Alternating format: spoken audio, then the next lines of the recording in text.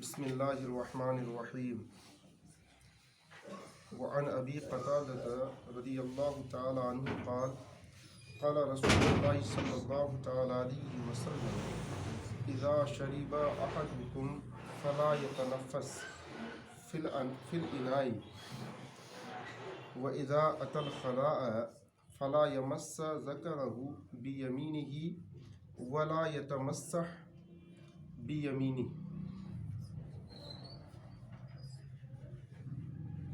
اور حضرت ابو قتادہ رضی اللہ تعالی عنہ سے روایت ہے، آپ فرماتے ہیں قال رسول اللہ صلی اللہ تعالی علیہ وسلم کہ رسول اللہ صلی اللہ تعالی علیہ وسلم نے فرمایا اذا شرب احدکم فلا يتنفس فی الاناء، کہ جب تم میں سے کوئی پیے فلا يتنفس فی الاناء، تو برتن میں سانس نہ لے۔ حضور نے فرمایا کہ جب تم میں سے کوئی پیے تو برتن میں سانس نہ لے۔ وَإِذَا أَتَى الْخَلَاءَ فَلَا يَمَسَّ ذَكَرَهُ بِيَمِينِهِ، اور جب قضائے حاجت کو جائے، بیت الخلاء کو جائے، تو اپنے داہنے ہاتھ سے اپنی شرمگاہ کو نہ چھوئے۔ وَلَا يَتَمَسَّحْ بِيَمِينِهِ، اور اپنے دائیں ہاتھ سے استنجا نہ کرے۔ کہ جب تم میں سے کوئی قضائے حاجت کو جائے تو اپنے دائیں ہاتھ سے نہ تو اپنی شرمگاہ کو چھوئے اور نہ ہی اپنے داہنے ہاتھ سے وہ استنجا کرے۔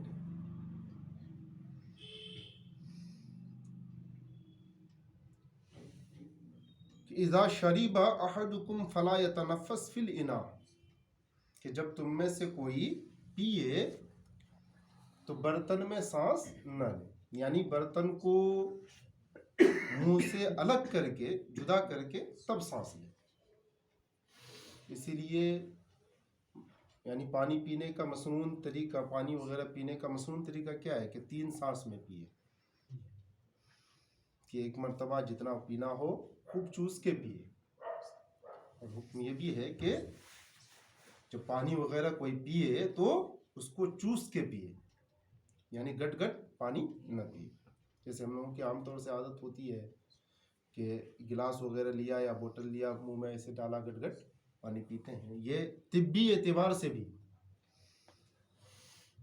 ڈاکٹری اعتبار سے بھی ٹھیک ہے، یہ بہت نقصان دہ ہے اور بہت سی بیماریاں جس میں اس سے جنم لیتی ہیں۔ جو گٹ گٹ پانی پیتا ہے اس سے ہارٹ وغیرہ کی بھی پریشانی بڑھتی ہے، ہارٹ کی بیماری کا اندیشہ ہو جاتا ہے۔ اس لیے پانی چوس کے پینا چاہیے اطمینان سے، کہ جب آپ پانی پیتے ہو، اور بہت سے ہم لوگوں میں بھی یعنی عام طور سے ہوتا یہ ہے کہ اگر کسی نے اس گلاس میں منہ لگا کے پی لیا تو ہم سمجھتے ہیں کہ وہ ہمارے لیے جھوٹا ہو گیا، ہوتا ہے نا عام طور سے، ہم پھر اس گلاس کو اپنے منہ میں نہیں لگاتے، یا تو دوسرا گلاس چاہیے۔ اس لیے عام طور سے اب ہم لوگوں کا بھی رواج یہ ہو چکا ہے، ہم لوگوں کا بھی طریقہ یہ ہو چکا ہے، جو غیروں کا طریقہ تھا وہی طریقہ ہم لوگوں میں بھی کھانے پینے کا ہو گیا ہے، کہ ایک دسترخوان میں اگر 10 لوگ بیٹھے ہیں تو الگ الگ سب کے لیے گلاس رکھتے ہیں، پلیٹ رکھتے ہیں، جبکہ یعنی اسلام کا طریقہ یہ ہے کہ ایک دسترخوان میں جب چند لوگ ہوں تو ایک ہی برتن میں کھانا ہو اور ایک ہی برتن سے سب کھائیں، ٹھیک ہے؟ کیوں؟ اس لیے کہ اسلام میں مسلمان کا جھوٹا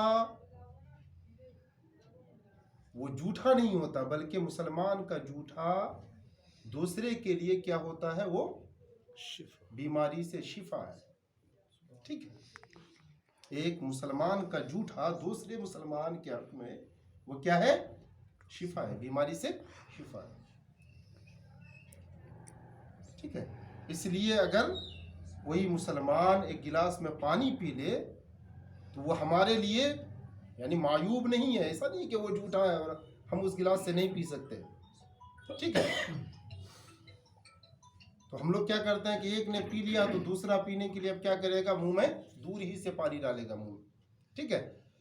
اوپر منہ سے اوپر گلاس رکھا, اوپر ہی سے پانی ڈالا اور گٹ گٹ پانی پینا شروع کیا. یہ صحیح طریقہ نہیں. ٹھیک ہے. بلکہ حکم کیا ہے کہ جب آپ پانی پیتے ہو تو اطمینان سے پانی پیو اور خوب چوس کر پیو. پانی کو چوس چوس کر پیو, 3 سانس میں پیو. ٹھیک ہے. اس سے آپ جسمانی طور پر بھی بہت سی بیماریوں سے محفوظ رہ سکتے ہیں.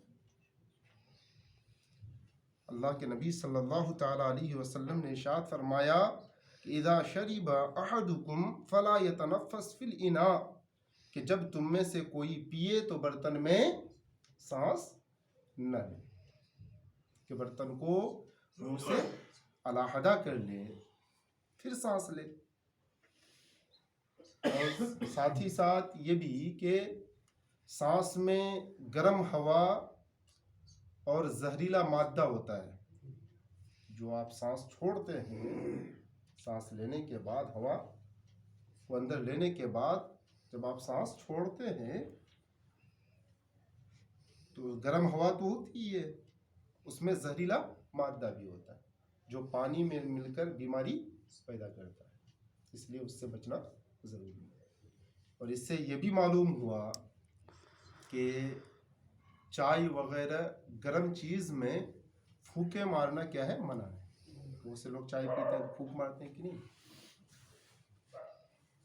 یا کوئی گرم چیز پیتے ہیں تو دودھ وغیرہ پیتے ہیں تو پھونک مار مار کے پیتے ہیں. چائے وغیرہ میں پھونک مارنا کیا ہے, منع.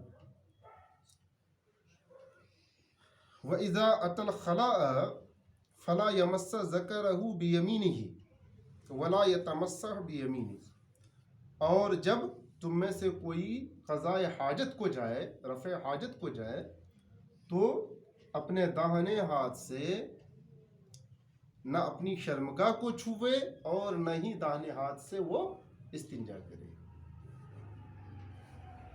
کیونکہ داہنا ہاتھ کھانے پینے کے لیے اور تسبیح و تحلیل شمار کرنے کے لیے استعمال ہوتا ہے.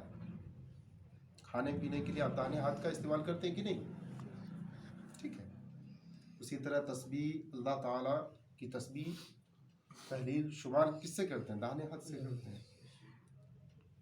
اس لیے چاہیے کہ گندے کام میں اس ہاتھ کا استعمال نہ کرے. ٹھیک ہے. استنجا وغیرہ میں داہنے ہاتھ کا استعمال نہ کرے. اور صوفیہ فرماتے ہیں, صوفیاء کرام فرماتے ہیں کہ اسی طرح آنکھ, کان, زبان وغیرہ بھی گناہوں میں استعمال نہیں کرنا چاہیے. گناہوں کے کاموں میں آنکھ کا استعمال نہ کرے, کان کا استعمال نہ کرے, زبان کا استعمال نہ کرے. کیوں؟ اس لیے کہ اللہ تعالی نے آپ کو زبان گناہوں کے لیے نہیں دیا ہے, جھوٹ بولنے کے لیے آپ کو زبان نہیں دیا ہے. اللہ تعالیٰ نے آپ کو جو زبان دی ہے وہ کسی کی غیبت کے لیے نہیں, جھوٹ بولنے کے لیے آپ کو زبان نہیں دی ہے, بلکہ اللہ تبارک و تعالیٰ نے آپ کے منہ میں جو زبان دی ہے وہ ذکر الہی کے لیے ہے. ٹھیک ہے. اللہ تعالیٰ کا ذکر کرنے کے لیے زبان کیوں ہے, زبان ذکر الہی کے لیے, اللہ تبارک و تعالیٰ کا ذکر کے لیے. تو جس زبان سے آپ ذکر الہی کرتے ہو, بھلا اس زبان سے گناہ کیسے کر سکتے ہو. کان اللہ تبارک و تعالیٰ نے اس لیے نہیں دیا کہ آپ بری باتیں اس سے سنو, گانے سنو یا تماشا سنو. آج کل عام طور سے ہوا یعنی ایئر فون آتا ہے, اور خاص طور سے یعنی غیروں میں تو وہ الگ چیز ہے. مسلمان کے بچوں میں, مسلمانوں کے بچوں میں, نوجوانوں میں یہ آج کل عام فیشن ہو چکا ہے. وہ اپنے لیے فیشن سمجھتا ہے کہ یہ ہمارے لیے فیشن ہے. تمہارا فیشن وہ نہیں ہے. تم اپنے آپ کو پہچانو. تم مسلمان ہو, اپنے آپ کو پہچانو. تمہارا فیشن وہ نہیں ہے. تماشا تمہارا فیشن نہیں ہے. تمہارا فیشن تمہاری تعلیم ہے. تمہارا فیشن کیا ہے؟ تمہاری تعلیم ہے. تمہاری اچھی سوچ ہے. تمہارا فیشن تمہاری دینداری ہے. تمہارا فیشن تمہارا تقوی اور تمہاری پرہیزگاری. تو جو تمہارا فیشن ہے اس کو تم اپنانا نہیں چاہتے. جو غیروں کا فیشن ہے اسے تم اپنا فیشن سمجھتے. کان اس لیے نہیں ہے کہ آپ گانے سنو یا بری باتیں سنو, گناہوں کے کام میں استعمال کرو. اللہ تبارک و تعالی نے کان اس لیے دیا ہے کہ قرآن کی تلاوت اس سے سنو. قرآن کی تلاوت اس سے سنو, اللہ کا ذکر سنو, اللہ کے حبیب صلی اللہ تعالی علیہ وسلم کی تعریف و توصیف سنو.